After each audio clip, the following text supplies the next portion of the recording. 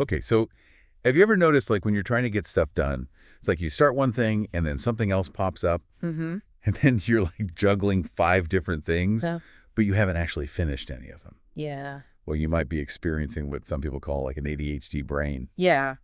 And so today we're going to kind of dive into this idea of what if those, like, quote-unquote symptoms are actually strengths. Yeah, it's super interesting how we often view ADHD through this lens of like deficit, Right. like focusing on what people struggle with. Mm-hmm. But there's this really cool growing movement to kind of like reframe ADHD I like that. and to see those same traits as like potential superpowers. Oh, that's cool.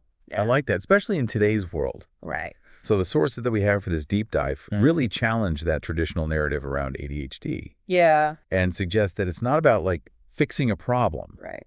but it's about understanding a different way of thinking and being. Exactly. And instead of labeling that inattention as a weakness, what if we saw it as like the ability to absorb information from like multiple sources at once? Right. Or, that hyperactivity as a source of like boundless energy and drive. That's awesome. Yeah. So what are some concrete examples of these superpowers in action? Well, the source that we're looking at highlights 2 individuals, Yeah. Aisha and Emre.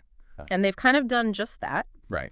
Aisha found that her ADHD helped her excel in marketing. Cool. Like that rapid fire thinking that some might see as a distraction actually allowed her to come up with like these really fresh, innovative ideas at a pace that others couldn't match. So she was wired for that kind of, like, fast-paced, Exactly. ever-changing environment? Yeah, cool. Yeah. And then there's Emre, Oh, cool. who channeled his childhood energy, like Yeah. what might have been labeled as hyperactivity, Mm-hmm. into becoming like a really successful sports coach. Awesome. So his energy and enthusiasm and Right. ability to connect with people on all these different levels is what makes him so effective. Yeah. I love that these stories are so inspiring because it shows that it's not about, like, denying the challenges of ADHD, Right? but it's about recognizing that those same traits Mm-hmm. can be incredible assets Yeah, when channeled effectively. absolutely. And it really starts with understanding the neuroscience behind it all. Okay. So take hyperfocus, for example. Yeah. It's often talked about as like a superpower, Yeah. but what is actually happening in the brain? Yeah. Break it down for us. Okay. Is it really like having a mental laser beam Yeah. that you can aim at will? I mean, it's not quite that simple, Okay. but the analogy isn't that far off. Okay. Our source explains that hyperfocus is triggered by a combination of like intense interest and a surge of dopamine. Okay. That neurotransmitter that's associated with pleasure and reward. Right. So when someone with ADHD finds something that's truly captivating, their brain just like locks in Oh, wow. and it filters out all those distractions Interesting. and allows them to achieve this level of concentration that I think other people would be like envious of. So it's not just about willpower or trying harder. Yeah. It's about finding what truly ignites that dopamine rush Yeah, and then riding that wave of focus. exactly. That's pretty cool. But here's where it gets even more interesting. Okay. The source also cautions that hyperfocus can be a double-edged sword. Oh, really? So while it can lead to incredible productivity and creativity, it can also result in neglecting important tasks Okay. or becoming so absorbed in one thing that you lose track of everything else. Yeah, that makes sense. It's like anything else. Yeah, Too much of a good thing right. can have its downsides. Right, which is why self-awareness and strategies for managing hyperfocus are so important. Okay. And we'll definitely delve into those a bit later. Right. But first, I'm curious, what stands out to you about Aisha and Emery's stories? Okay. What resonates with your own experience? Well, for me, I think what's really striking is how they both kind of turned what could be seen as weaknesses into strengths. Right. Like, with Aisha, that rapid fire thinking that might be overwhelming for some people became her, like, secret weapon Yeah. in the world of marketing. It's a fantastic example of reframing, Right. which our source emphasizes as a key strategy for people with ADHD.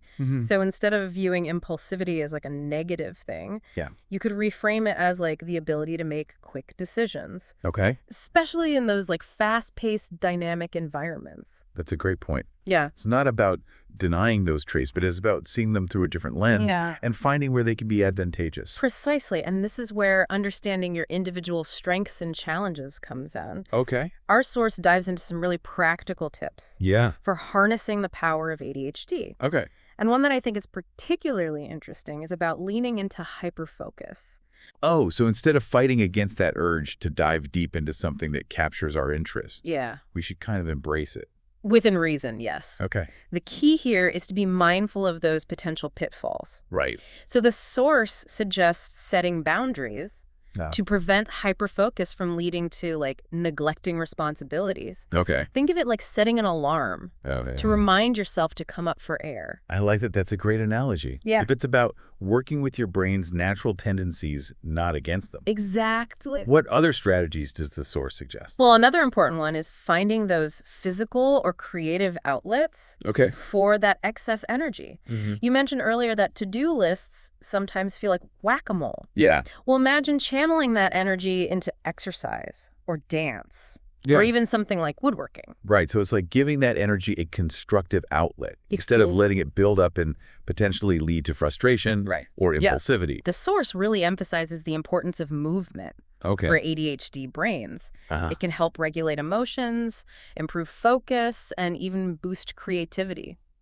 It doesn't have to be like traditional exercise, right? Yeah, not at all. It could be anything that gets you moving and engaged.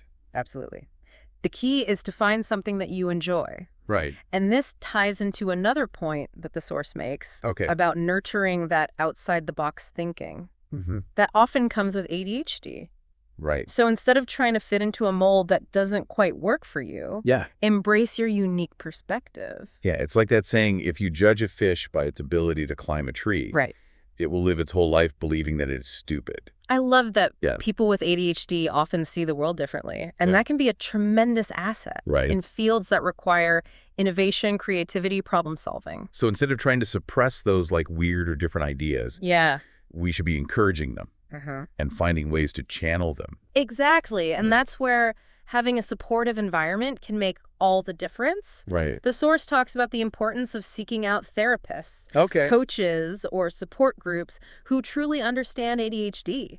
So it's like having a team of people who get you, who can help you navigate the challenges and celebrate the strengths that come with this unique way of thinking. Precisely. But, you know, finding the right support can be a journey in itself. Yeah. And that's actually something we'll explore in the next part of our deep dive. Okay. We'll discuss strategies for navigating the world of ADHD support and resources. It's really important to have those people in your corner who understand, like, what it's like to experience the world through an ADHD lens. Absolutely. And finding the right support system, I think, is crucial. Yeah. The source we were looking at emphasizes that not all therapists or coaches are created equal. Right. It's really essential to find someone who specializes in ADHD and who can provide evidence-based strategies. So it's not just about finding someone who's like, you know, warm and fuzzy, but someone who really knows their stuff. Yeah, exactly. And, you know, that might involve some trial and error. Right. Don't be afraid to shop around and ask questions. Yeah.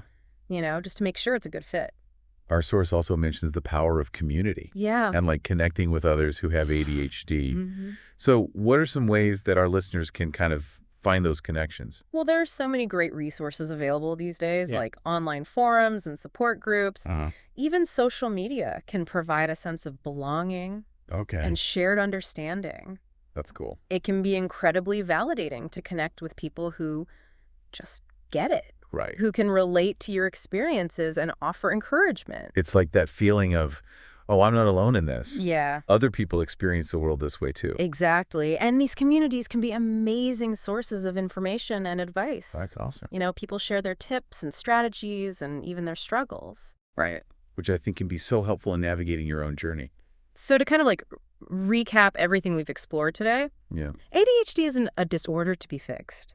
Right. But it's like a different way of thinking and being that comes with its own unique set of strengths and challenges. And those strengths, the hyperfocus, the boundless energy, the creative thinking, they can be truly remarkable when channeled effectively. So it's all about reframing those so-called weaknesses, finding the right support system, and embracing the power of community. And remember, you are not defined by a label. Right. ADHD is just one aspect of who you are. So for everyone listening, here's a challenge. What if you approach the world with a sense of curiosity about your own brain's unique wiring? Yeah. What hidden strengths might you discover? And remember, even superheroes need a team. That's true. Don't be afraid to reach out for support and connect with others who understand your journey. Beautifully said. Thanks for joining us on this deep dive into the world of ADHD.